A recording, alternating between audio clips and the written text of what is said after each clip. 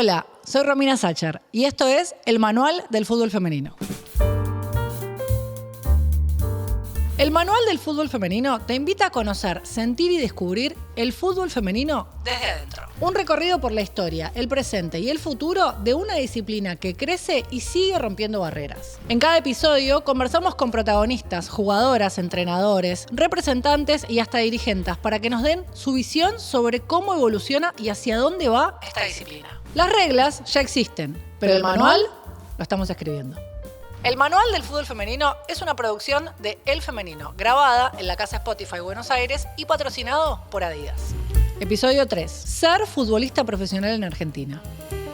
El fútbol femenino y la bisagra del 2019. En Argentina se vivió un antes y un después de los contratos profesionales. ¿Dónde es profesional el fútbol femenino? Conocé cómo vive hoy una futbolista profesional del fútbol femenino de Argentina. Bienvenidos al tercer episodio del Manual del Fútbol Femenino. Me llamo Julieta Martínez y juego en Boca. Y soy atleta Adidas. ¿Cómo era para vos? O sea, esto de el fútbol era porque te divertías con tus primos o habías encontrado algo en el juego que te llamaba la atención. ¿Qué era lo que te vinculaba? ¿Por qué empezaste a jugar? ¿Qué había ahí? ¿Por qué te quedaste? Yo arranqué a jugar, me empezó a gustar por el Mundial 2014, el que se juega en Brasil, el masculino. Y bueno, y de ahí se me empezó a copar mal y arranqué a jugar con mis primos y no sé, supongo que, la verdad que mucho no me acuerdo, pero supongo que me gustaba bastante porque si no, no lo hubiera hecho tanto tiempo. ¿Y no te llamaba la atención? ¿Había otras nenas? ¿Eras la única? No, era muy difícil encontrar nena. Ahora se ve más, pero en categorías con varones no. Es más, esa liga era la única que permitía mujeres y no era tipo mixto, era capaz que una en 15 clubes. ¿Y si encontrabas por ahí otra nena en otro equipo? Sí, eran... No, mirá, mamá, hay una nena. Sí, pero sí. Había algo también de, no soy la única, ¿no? Sí, obvio, siempre. Soy Lara Esponda, arquera de River, hace un par de años ya. Empezaste a jugar de muy chica y tomaste una decisión de ocupar un lugar clave y hasta esquivo para Todos quieren hacer goles, nadie quiere ser arquera. Sí, creo que es un chiste muy a menudo que me hacen mucho de mis amigas, de mis amigos. Creo que me dicen siempre lo mismo, todo el mundo patea la pelota y vos la querés agarrar con las manos. O sea, Pero nada, creo que eso por ahí para mí es lo más lindo. O sea, esa responsabilidad de ser la última, esa responsabilidad de por ahí que si vos te equivocás es gol, que por ahí con un jugador de campo tenés más pibas atrás que te puedan cubrir. Creo que es lo más lindo, esa responsabilidad, esa adrenalina, ese estar ahí, ese hambre de querer ir y básicamente que la pelota sea tuya y agarrarla y no pensar en nada más que en eso. Creo que para mí es lo que más me gusta, creo que del puesto y demás. También pasa por un lado de ver todo, de acomodar, de estar, que yo también siempre me lo dicen un poco y yo también lo acepto, soy un poco molesta en ese sentido, pero nada, para mí son de las cosas más lindas que tiene el puesto. ¿Tenías referencias de arqueras de fútbol femenino? ¿Había nombres o la comparación o a los que mirabas era a los arqueros varones? No, hasta ese momento yo básicamente toda mi vida me crié en una casa donde el fútbol era la base, donde mi hermano jugaba al fútbol, donde mi padre jugaba al fútbol y siempre se miraba fútbol y hasta ese momento como que no había mucha info. Obviamente yo ahí cuando empecé a entrenar, cuando empecé a estar con el plantel, iba a los partidos y empezaba a ver un poco y como que empecé a conocer. Además yo era muy chica, como decís vos, entonces como que la movida no la cazaba tanto. pero nada, yo creo que Chiri en este caso a mí me ayudó un montón a crecer y a madurar y a tener esas ganas de hacerme cargo. Para mí Chirivelo fue una de las pibas más profesionales que conocí, donde la loca llegaba primera y se iba última y si tenía que entrenar de más, entrenaba de más, que sabía lo que tenía, sabía lo que no tenía y laburaba para compensarlo y era una piba re responsable, para mí una capitana con todas las letras. Yo creo que se lo dije y se lo intenté demostrar siempre. Para mí era una piba que era muy referenta, que nada, creo que también se demostró después cuando fue Independiente. Creo que también el plantel lo vio así y por eso también fue la capitana ahí en Independiente. Creo que es una líder por naturaleza y yo me apoyé un montón en ella, en preguntarle cosas, en verla, en tomarla como ejemplo, en mirar cómo entrenaba. Más allá de lo técnico, lo táctico, lo físico, lo que sea, creo que desde lo mental era una piba que estaba más allá. Y eso a mí me ayudó un montón también para crecer, para animarme. Me tocó estar en un plantel de pibas grandes siendo muy chica, y eso también como que medio me acomodó. ¿Cómo? ¿En qué? Y porque yo creo que también una siendo muy piba y si subís muy rápido a primera es como muy fácil que se te salga la cadena, básicamente. Okay. Creo que en ese sentido siempre me llevaron derechita, me supieron acomodar, me enseñaron, che, por acá sí, por acá no, esto sí, esto no, cuidado con esto.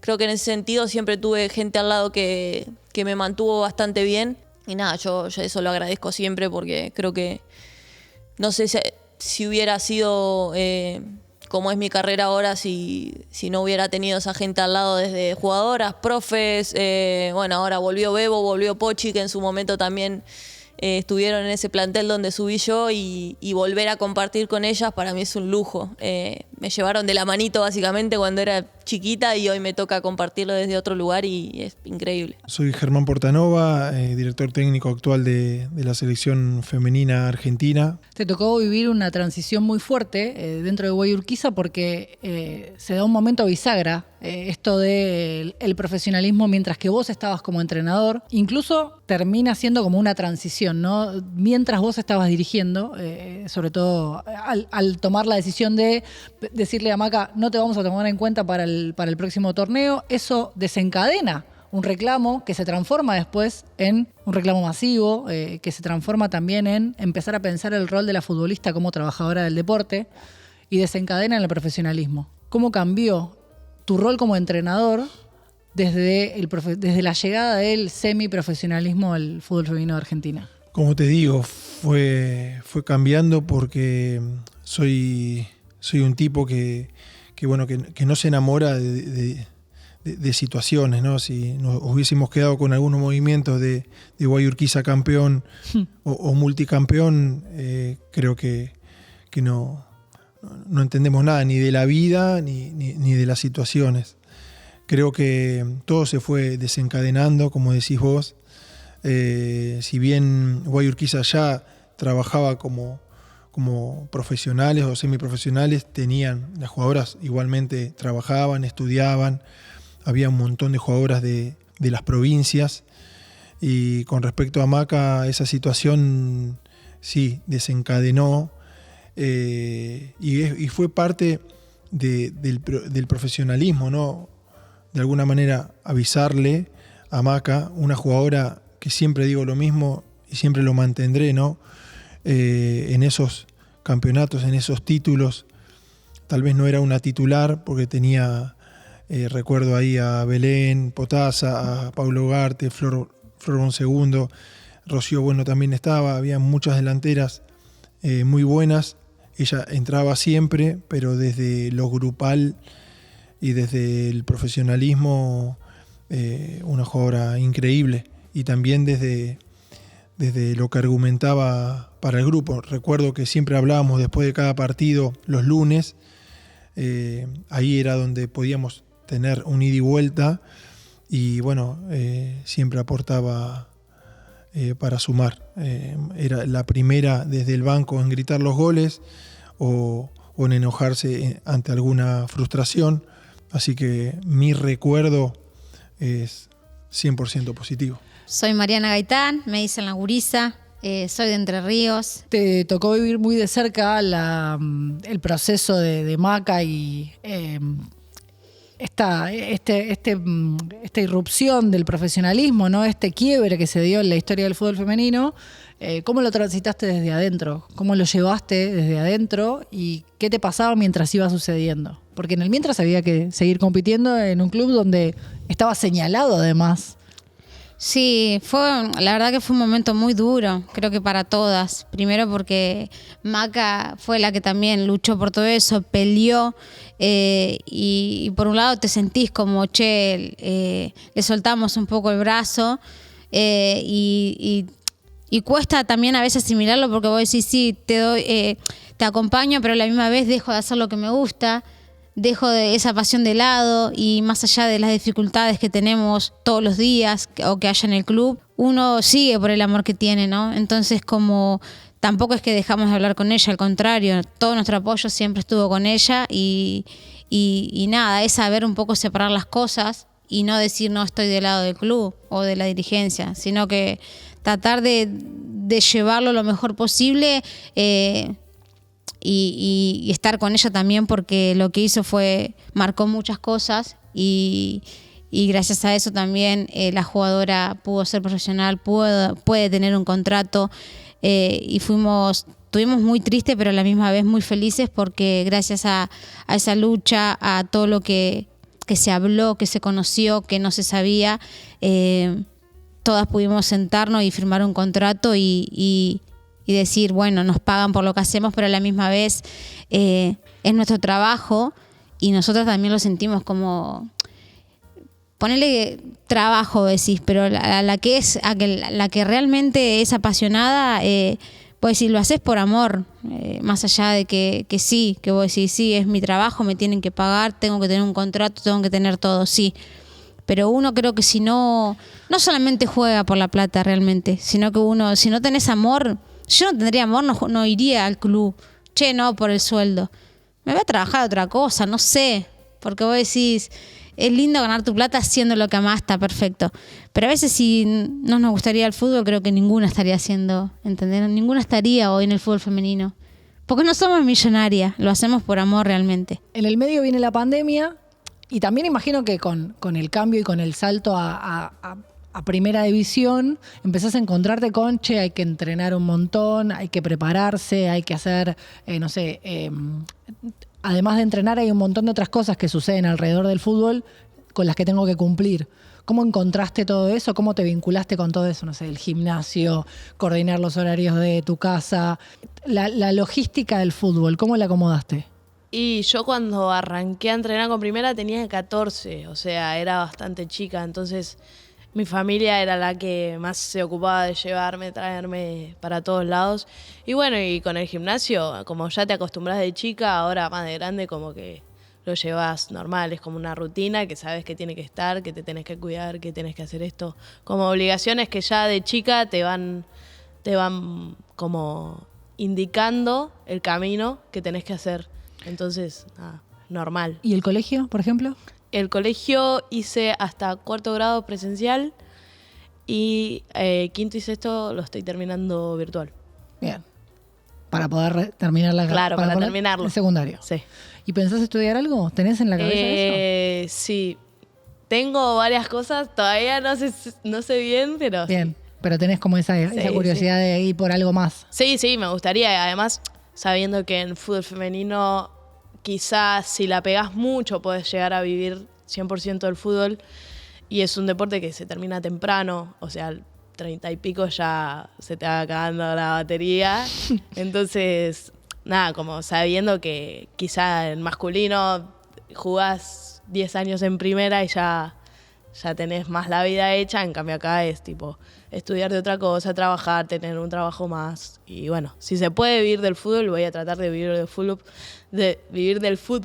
Pero, el fútbol. Pero sí me gustaría estudiar algo y ejercer trabajo. Soy Ángela Lerena, periodista deportiva, comentarista de fútbol femenino. En ese momento pestañas y ahora pasó mucho tiempo. Sí. ¿Qué cambió? ¿Qué notaste? ¿Dónde fue la evolución? ¿O en qué aspectos encontrás el mayor crecimiento por ahí?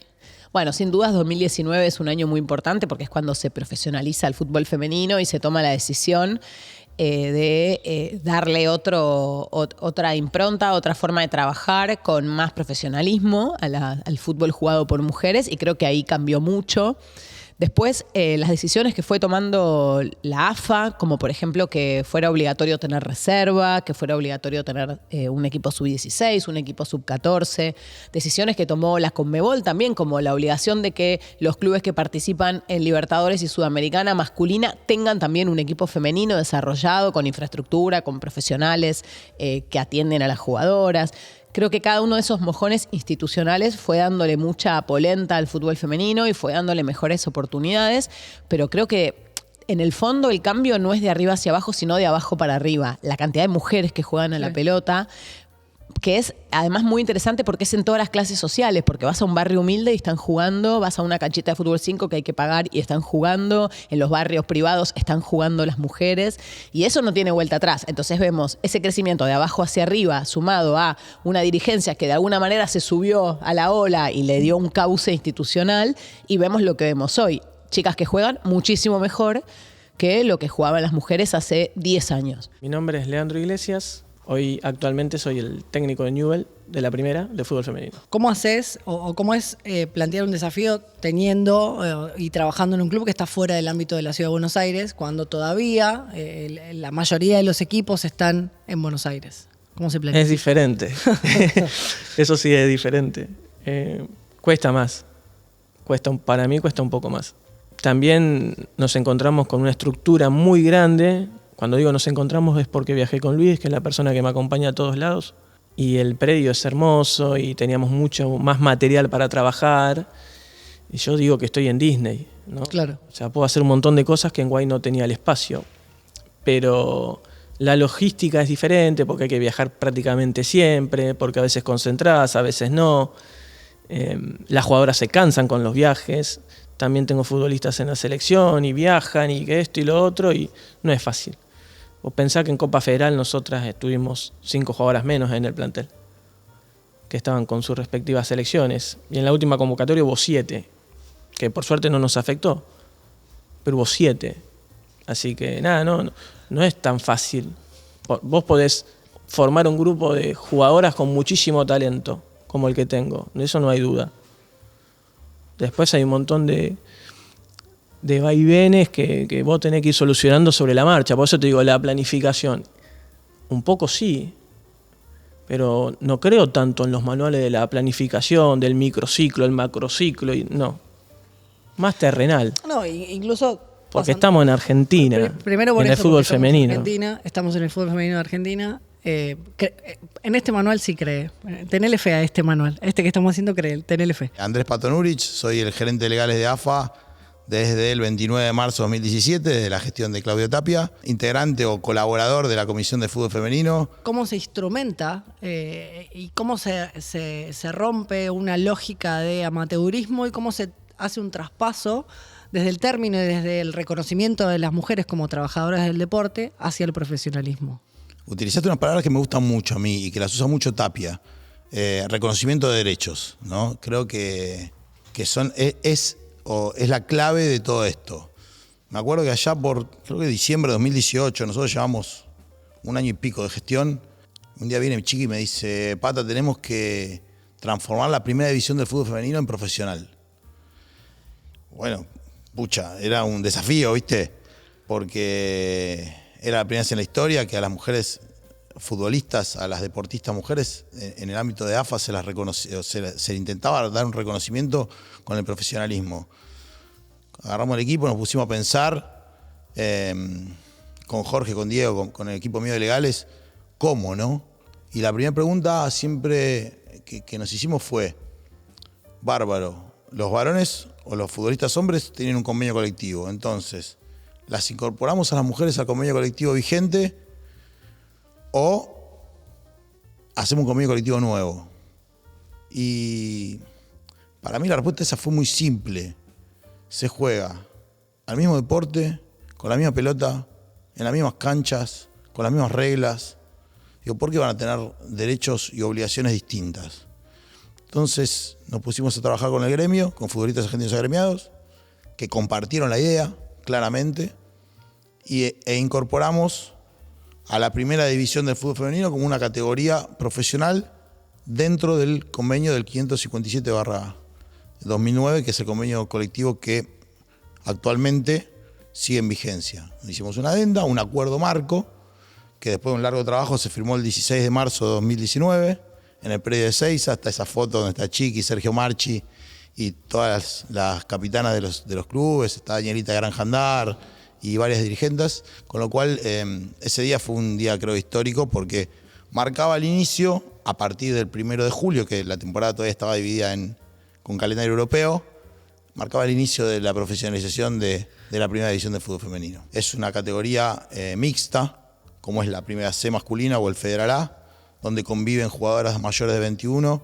profesionales y aficionadas, donde se estableció una cantidad mínima de contratos, en ese momento 8, hoy son 15, donde, por ejemplo, que es algo que parece una unanimidad y para nosotros fue muy importante, se les exigió a las jugadoras tener un apto físico autorizado, que es todos los años ir al gremio y hacerse un chequeo completo de alta competencia. Todas las jugadoras, todas las que están en lista de buena fe, las que son profesionales y las que son aficionadas. Y me acuerdo que el primer año que hicimos eso se detectaron 4 casos de enfermedades congénitas que atentaban hasta contra la propia vida de las futbolistas. Si continuaban la carrera o la actividad sin hacerse estudios más profundos. Y bueno, eso es importante, creo. El cuidado de la deportista, el cuidado del atleta siempre es importante. Y creo que llevamos ya 6 años de profesionalismo. A muchos y muchas que trabajan en la actividad les encanta decir semiprofesionalismo. Yo digo que no es así, que es un error. La categoría es profesional con un régimen mixto. Ese es técnicamente el nombre. Mi nombre es Vanina Preininger, hoy jugadora de San Lorenzo, mediocampista, jugadora de selección. Tal vez esto lo están escuchando en cualquier momento. Estamos en el 2025 y en este semestre del 2025, en el primer torneo, hubo algunos retrasos con los pagos en varios equipos porque la coyuntura también económica del país no colabora. Pero más allá de eso, ¿qué crees que todavía falta para que el profesionalismo, para que deje de ser semiprofesional, para que sea profesional del todo la actividad? Y seguramente, o sea, hoy en día, como dije, avanzó un montón y un montón de clubes, pero hay un montón de clubes también que tienen esto de que a veces no les pagan o hay meses que están atrasados y que no, yo creo que no puede pasar. Está bien, hoy pasa en el masculino con San Lorenzo, masculino. Pero bueno, o sea, nosotros no podemos dejar de ser, yo no digo que seamos iguales, pero obviamente sí que nos respeten como se les respeta al masculino y que también apoyen más al femenino. O sea, creo que ellos dan un porcentaje porque no nos va a dar más y creo que ahí también es el semiprofesionalismo. Como que no termina de serlo porque no apuestan al femenino como, o sea, algo más grande. Soy Xavi Pascual, español, vasco de Bilbao, exfutbolista profesional y me dedico a la representación de jugadores y jugadoras. Más allá del sueldo, ¿qué considerás que tiene que tener una futbolista en cuanto a este acompañamiento para ser profesional en su carrera? En cuanto a responsabilidades y en cuanto a, derechos. Yo creo que el mayor cambio que se viene dando y que yo creo que hoy es un hecho es que la jugadora primero, antes de solo exigirle al club que te dé lo que te tiene que dar, se comporte como profesional. Y comportarse como profesional significa lo mismo que les ha tocado a los varones anteriormente, cuidar un montón de aspectos, la alimentación, las salidas, el descanso, el entrenamiento adicional a lo que el club te da, el prepararte para poder saber hablar en público, el manejo de las redes sociales, la parte kinesiológica o fisiológica para tu cuerpo estar al mejor nivel para poder después rendir en el campo de juego. Todo eso al principio no se trabajaba, era juego bien a la pelota. Iban al club y jugaban bien, pero no podían competir desde lo físico o desde un montón de áreas que necesita el futbolista trabajar para después salir al mundo internacional. Eso hoy ya se hace, cada una en su medida, cada una en base al nivel de responsabilidad que tiene, pero eso ya hoy es un hecho y eso te permite después exigirle al club o al que esté del otro lado las condiciones económicas, condiciones de infraestructura, condiciones de servicios, condiciones de que todo lo que le den a la jugadora sea realmente profesional, lo más cercano al masculino posible, entendiendo que todavía hay un gap ahí que va a ser difícil, ¿no?, de achicar, pero realmente es así. Salvando las distancias y entendiendo el contexto, es difícil trabajar en un club que tiene además un nombre tan pesado en el fútbol masculino, porque Guayurquiza como club en realidad, incluso en el mundo del fútbol femenino, si vos no lo aclarabas, había muchas personas que no sabían que tenía fútbol masculino. Y dar un salto como el que diste a un club como Newell's, que tiene un nombre y una historia en el fútbol argentino. ¿Había algo también ahí que había que atajar antes, había que planificar y tener en consideración en el medio? Sí, o sea, la diferencia es abismal entre los clubes. Newell's es muy grande. Y Aguay lo conoce poca gente hasta el día de hoy. Pero bueno, uno quiere mucho a Aguay. Seguro, pero digo a la hora de laburar incluso, pero ¿no? es totalmente diferente. Lo que no sabía era con la pasión que me iba a encontrar de las personas que viven en esa ciudad, que a veces no comparto, pero que bueno, lo viven de esa manera. Son enfermos de su club y enfermos rivales de la vereda de enfrente y se detestan. Y eso sí me sorprendió. Después en el día a día yo me manejo siempre igual. Y las futbolistas ya saben cómo soy, cómo nos llevamos. Trabajamos muy duro, tratamos de planificar. No creo mucho en las planificaciones largas porque vivimos en Argentina y todos los clubes tienen sus problemas.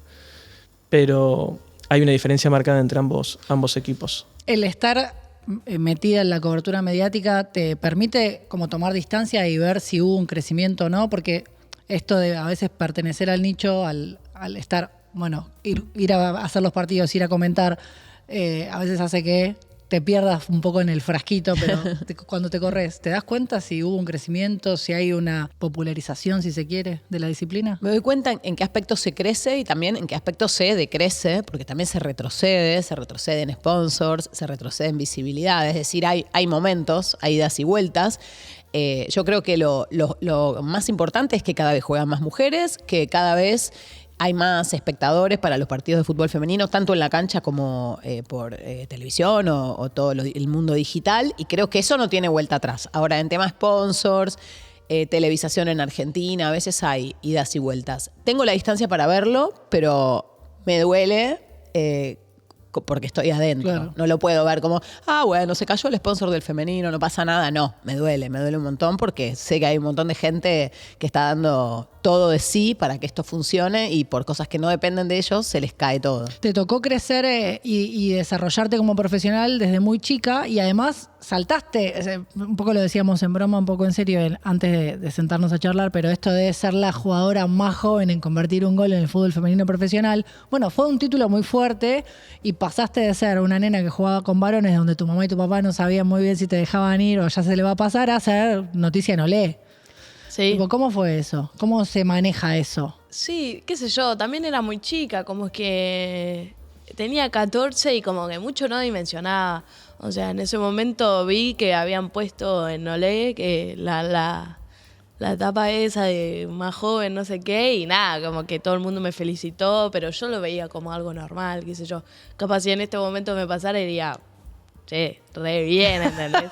Pero como que en ese momento lo veía normal. Hay muchas jugadoras que vivieron la etapa amateur al paso del profesionalismo y que tuvieron que ser quienes pusieron el cuerpo, quienes tuvieron que vivir momentos de transición donde tuvieron que pelear por sus derechos, por ser reconocidas como trabajadoras del deporte, y después hay una camada de las más chicas que por ahí lo recibieron. Y estas camadas de las más grandes, por ahí el caso de Pochi o de Bebo, tienen esta postura de, che, esto no fue gratis. Acá las que, o sea, hay algo de, esto que pasó es porque nosotras nos plantamos y ustedes tienen que hacerlo valer y tienen que sostenerlo. ¿Hay algo de legado que sentís responsabilidad? Sí, yo creo que sí. Obviamente no siento que sea algo que impongan las pibas. O sea, no te van a venir a decir, che, cuidalo porque yo lo conseguí y ojo.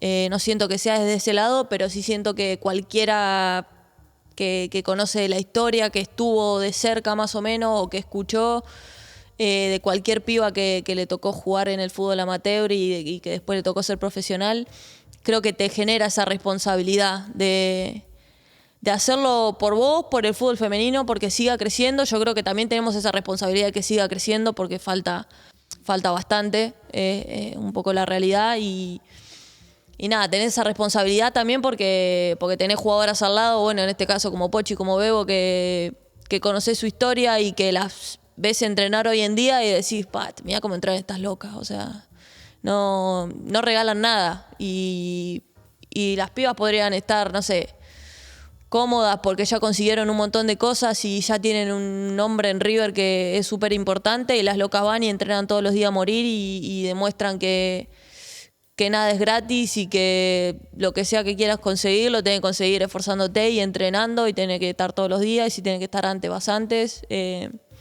Creo que eso es súper importante, y también creo que yo, por lo menos en lo personal, tengo como que me siento mucho esa responsabilidad de también seguir defendiendo todo lo que consiguieron y obviamente conseguir más cosas y que el fútbol siga creciendo.